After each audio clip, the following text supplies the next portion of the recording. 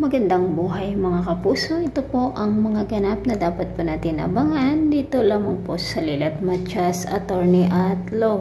Pumunta nga sa Keystone si Lilet upang humingi daw ng sorry kay Meredith dahil nga sa pagkumpronta niya na siya ang nagpakalat dito sa issue tungkol kay Esther Valencia na meron siyang anak sa pagkadalaga. Ngunit nang mag-usap nga sila ni Esther Valencia, na nalaman na nga niya kung sino ang nagpakalat at humingi ng tawad, ay agad siyang nakapagdesisyon na puntahan si Meredith. Ngunit dahil na rin sa mga sinabi ni Lorena, dahil siya ang una niyang nakausap sa Keystone Law, ay nagbago ang isip ni Lilet at sinabi nga niya kay Kurt na ayaw na nga niyang makausap itong si Meredith. Sakto naman na nakikinig si Meredith doon sa kanilang likuran at dito na nga nagkaroon ng pagkakataon na mag-usap ang dalawa. Humihingi ng tawad si Meredith ngunit hindi mapatawad itong si Lilet dahil nga naman sa ginawa nitong pag-abandona sa kanya.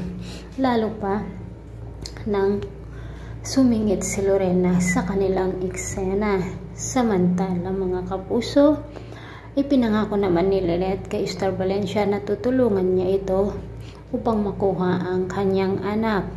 Pumunta nga si Ramir doon sa kanilang bahay upang sabihin kay Patricia na hindi na niya ito mahal at nag-desisyon nga siya na mag-file ng annulment.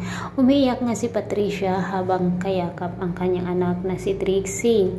Hindi matanggap ni Patricia ang desisyon nito ni Ramir kung kaya't agad siyang sumugod doon sa bahay ni Ces at sinabi nga niya na si Lilet daw ang dahilan kung bakit ihihiwalayan na ni Ramir itong si Patricia. Nagalit naman si Ces dito kay Patricia at agad siyang kumuha ng walis upang sa ganun ay ipalo nga dito kay Patricia. Gumanti naman si Patricia mga kapuso at hindi naman magpatalo itong si Ces. Dahil nga rin sa mga sinabi ni Lorena kay Lilet na buti na lang nandoon daw si Ces na nagmahal sa kanya mula nung musmus pa ito hanggang ngayon. Kung kaya't dapat makontento na daw siya at wag na niyang kilalanin itong si Meredith.